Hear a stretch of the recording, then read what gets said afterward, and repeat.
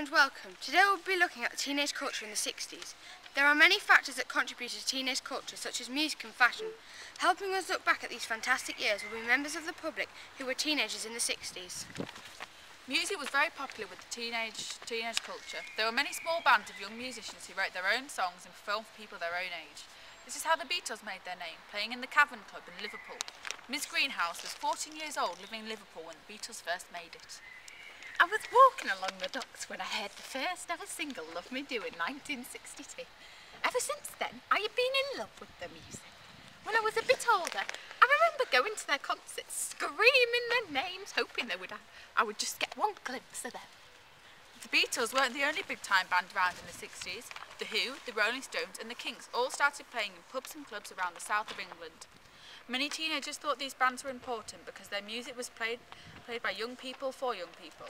All the bands were famous for their own music and personalities. For example, the Rolling Stones openly sang about sex and drugs, and the Who often smashed up their own equipment on stage. There was huge profits made from these bands' records. For example, in 1965, the Rolling Stones single, Satisfaction, sold 5 million copies worldwide. There were also many music channels developed for teenagers, such as Jukebox Jury and Pick of the Pops. The BBC eventually introduced Top of the Pops in 1964 that ran until 2006. The demand for more popular music from radios led to the pirate radio called Radio Caroline. This was broadcast from a ship in the North Sea. It became the most popular station in Britain. Unfortunately, the authorities closed the station down due to health and safety issues, but to fill the gap they introduced Radio 1 in 1967. In the 60s, fashion and music often developed hand in hand. Musicians tried to outdo each other by wearing very unusual clothes. Many teenagers did not go as far as the musicians, but did spend a lot of money on the new styles created by designers, such as Mary Quant. Mary Quant set up a fashion boutique called Bazaar on King's Road in London. Miss Jones remembers visiting Bazaar. I went down to Bazaar when I was about 15 years old, and I was totally blown away by the amazing clothes in the shop. I immediately was taken to the new fashions that were appearing from pop stars. Mary Quant went to design the miniskirt. She also used young models, the most famous being Twiggy. This made fashion big news and all models became stars. Mary Quant claimed that her fashion was available for every girl of any class. The reality was that only the well-off could afford her clothes. This left a gap for cheaper clothes companies to copy her designs and make them available to everyone in London's Carnaby Street. The designs were supposed to stand out and be different, which appealed to the youth, as the older generations did not understand them. As the youth developed, there was an increasing sense of teenagers wanting to be different from their parents' generation. Teenagers had always felt this way, but now in the 60s they had the time, money and confidence to do so.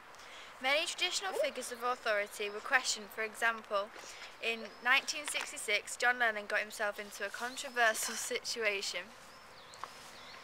He claimed that the Beatles were bigger than Jesus. John Lennon did not want to offend anyone, but he did have a point of influence, and he was stating that the church, like many of the traditional establishments, were in decline. It wasn't only young people who thought like this. Magazines such as Private Eye in 1962 made fun of figures of authority, like politicians and upper class. This meant that people didn't see them as superior to themselves. There were also many films aimed at teenagers that challenged the idea of good behaviour. In 1961, West Side Story created the image of cool gangs and a love affair with no hope between a boy and a girl from different social groups. West Side Story also made fun of police and gang loyalty, which was at the heart of the film. Miss Brown saw the film when she was 16 years old and reflects on what it meant to her. To me, when I saw West Side Story, I immediately wanted to be a part of a gang of my own. This went against my parents' views, which I liked. Upon seeing the film, it was apparent to me that falling in love with the wrong sort of boy was a cool thing to do. Many forms of rebellion took place, but teenagers' attitude to sex was what parents were most worried about. Teenagers were healthier than they have ever been before, which made them become sexually mature at a younger age. The contraceptive pill was also available. As well as this, advances in antibiotics meant that sexually transmitted diseases could be cured with relative ease. While the media enjoying enjoying covering the actions of celebrities and pop stars, it was easy to see that young people were sex mad. Films such as Alfie showed a young man moving from woman to woman regardless of the consequences until an illegal abortion leads him to break down. Alfie was very controversial but really summed up the attitude in the 60s. The teenage culture took to expressing themselves and their views in different ways. One way was opting out of society. These groups were often called hippies. The hippie movement originated on the west coast of America, mostly in San Francisco. The USA was a big influence on the UK. The movement focused on peace and free love. They were also often associated with drugs, mainly cannabis and LSD. Music was affected by hippie culture in the 60s. The Beatles produced psychedelic music such as Yellow Submarine. A new band called Pink Floyd built up a following which would last many years. Other artists such as Bob Dylan wrote songs criticising the parents' generation. The hippie movement came to its height in 1967 with around 50,000 young hippies gathering for a 3-day love-in. There was a large rally in the High Park to legalise cannabis, and the Beatles and some of the Rolling Stones signed the petition. Ms. Smith remembers being a hippie in Hyde Park. Being a hippie was exciting. You get to go on rallies to legalise drugs, even if you didn't want to, because there might be a small chance you would meet an influential hippie like the Beatles.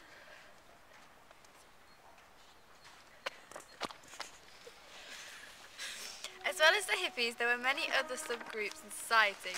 The mods and the rockers were among the subgroups. Their rebellion was much more outspoken than others and turned to violence. In 1964, there were more violent clashes between the mods and the rockers. Most mods and rockers are working class youth groups.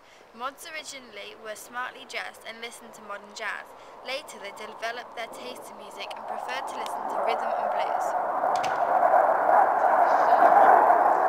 Mods took great pride in their appearance and saw themselves as sophisticated and continental. Their preferred form of transport was scooter. On the other hand, rockers went for a more aggressive appearance, preferring bikes and big motorbikes and leather jackets. Many were arrested when the media went to interview the families. They found that they had come from respectable families.